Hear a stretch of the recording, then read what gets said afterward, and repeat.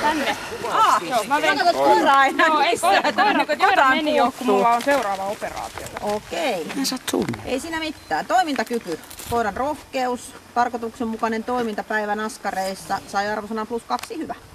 Ei sitä hirveästi täällä mikään. Se oli niin kuin Linnanmäellä ja olisi ollut varmasti lähdössä seuraavakin kierrokselle, että ei sillä niin kuin mitään ressiä tässä tullut.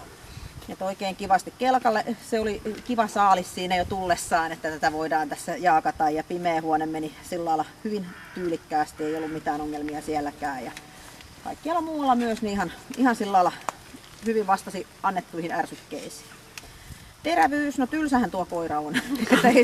ei se kauhean terävä ollut täällä. Eli +1 pieni ilman jäljelle jäävää hyökkäyshalu. Kyllä se niinku katteli siinä, että huidon nyt siinä sitten, mutta ei se missään vaiheessa ottanut sitä niin kuin itteensä, että sitä olisi ahdistanut se, että sitä uhkataan ja uhataan ja muuta. Että ei se osaa kuvitella, että ihminen olisi paha.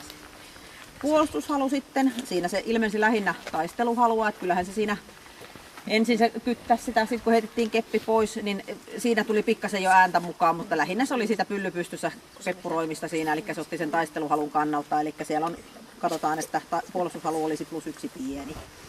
Taisteluhalu sen sijaan on +3 suuri, sitä se ilmensi tuolla, että se nauttii kropan käytöstä ja vastustamisesta näiden, se menee vaikka läpi harmaan kiven, jos sitä itteen huvittaa, että se on ihan sellainen kiva piirre koirassa, että moottoria löytyy.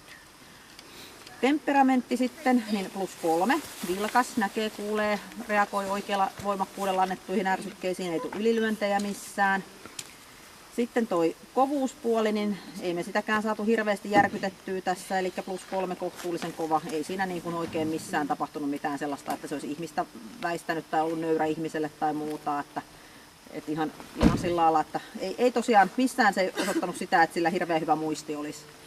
Että kyllä se muistaa varmasti mitä hän haluaa muistaa, mutta ei ole sellainen, että sun tarvitsisi miettiä, että mitä hän tälle tarvii tehdä, että en tekisi itse virheitä. Että se on varmasti hyvin anteeksi antavainen koira.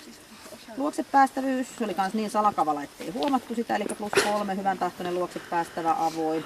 Sitten se on myös laukausvarma ja sokerina pohjalla noin heiramot, eli +2 tasapaino.